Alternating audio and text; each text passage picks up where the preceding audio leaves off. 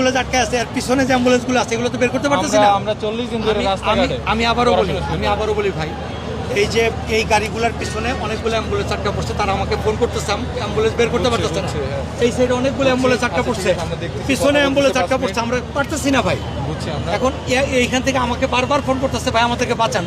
আমরা কিভাবে বাঁচাবো তাদেরকে বলেন? আমরা তো চাই না জনদুরত্ব, আমরা চাই না, আমরা চাইছি 8টার মধ্যে আমাদের। আমি ভাই আপনাদেরকে অনুরোধ করবো, প্লিজ আপনারা আমাদেরকে বলছিলেন যে আপনারা 20 মিনিট পর এখান থেকে চলে যাবেন, প্লিজ আপনাদেরকে অনুরোধ করি আপনারা প্লিজ খেলাঘাটা স্যার প্লিজ দৃষ্টিতে আছে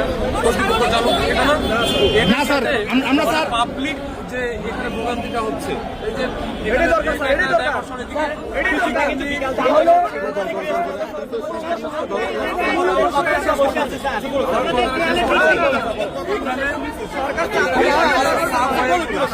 রাস্তাগুলা এগুলো ব্লকের সাথে তখন মিডিয়া কনসার্নের কিছু নাই আছে।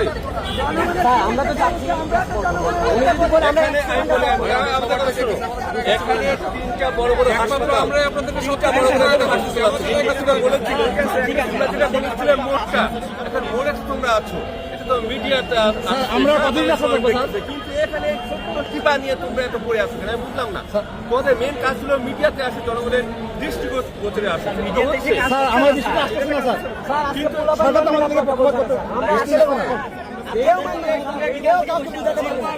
আমরা বসে আছি আপনাদের কথা মতো।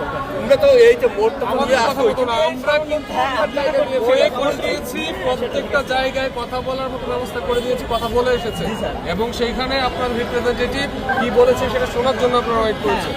আমাদের সাথে আপনারা সহায়তা করেছেন, আমরা আমাদের পক্ষ থেকে যতটুকু সহায়তা করার প্রয়োজন আমরা সবটা দিয়ে আপনাদের সাথে সহায়তা করছি। কিন্তু আমার কনসার্ন আপনাদেরকে এখন আমি ওই রাস্তা ছাড়ার জন্য অনুরোধ করে নাই, সেটা টাইম একটু আফটার সব টাইম আপনারা আমি হয়তো সেটা বলবো যে আর ক্লিয়ার করা যাবে না। কিন্তু এই যে ছোট রাস্তা, চিপা রাস্তা, এটা আটকে রাখেন। স্যার অ্যাম্বুলেন্সটা কি আছে স্যার?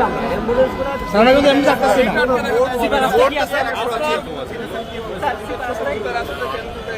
এটাই ধরে এটার সাথে মিনিংফুল